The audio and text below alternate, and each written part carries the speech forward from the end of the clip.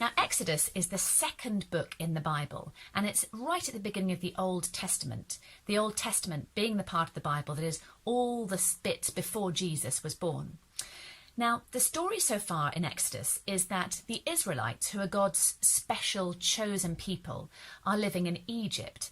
And Egypt has a king, or a pharaoh is his name. And he is very jealous of the Israelites, and he's very, very threatened by them.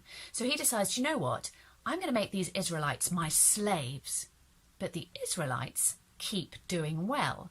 And so he says something even worse. And he says, I want all of the newborn babies to be thrown out, which is obviously terrifying and horrible. So one of the Israelite mums, she wraps her baby up, and she puts him in a reed basket and she floats him downriver to keep him safe. Now, would you believe it? The person that finds this baby is Pharaoh's daughter. So this Israelite baby is taken to Pharaoh's palace where he grows up, and his name is Moses. So Moses grows up knowing that he's an Israelite and watching all of his fellow Israelites having a horrible time and suffering under Pharaoh's rule. And one day when Moses is a bit older, he sees an Egyptian being really awful to an Israelite, and they get in a dreadful scrap. It doesn't end well, and Moses flees. And we pick up the story where Moses is just about to meet God in a very real and a very memorable way. So let's pick up the story with a little help from some friends. Exodus 3, verses 1 to 15.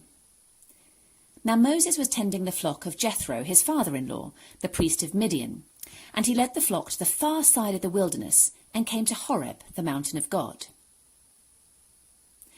There the angel of the Lord appeared to him in flames of fire from within a bush.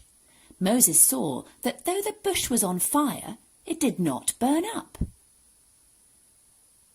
So Moses thought, I will go over and see this strange sight, why the bush does not burn up. When the Lord saw that Moses had gone over to look, God called to him from within the bush, Moses, Moses! And Moses said, Here I am. Do not come any closer, God said. Take off your sandals, for the place where you are standing is holy ground. Then he said, I am the God of your father, the God of Abraham, the God of Isaac, and the God of Jacob. At this, Moses hid his face, because he was afraid to look at God. The Lord said, I have indeed seen the misery of my people in Egypt. I've heard them crying out because of their slave drivers, and I am concerned about their suffering.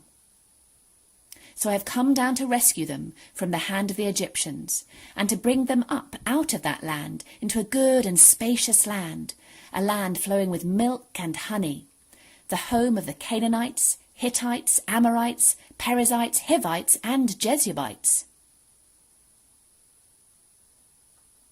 And now the cry of the Israelites has reached me, and I have seen the way the Egyptians are oppressing them.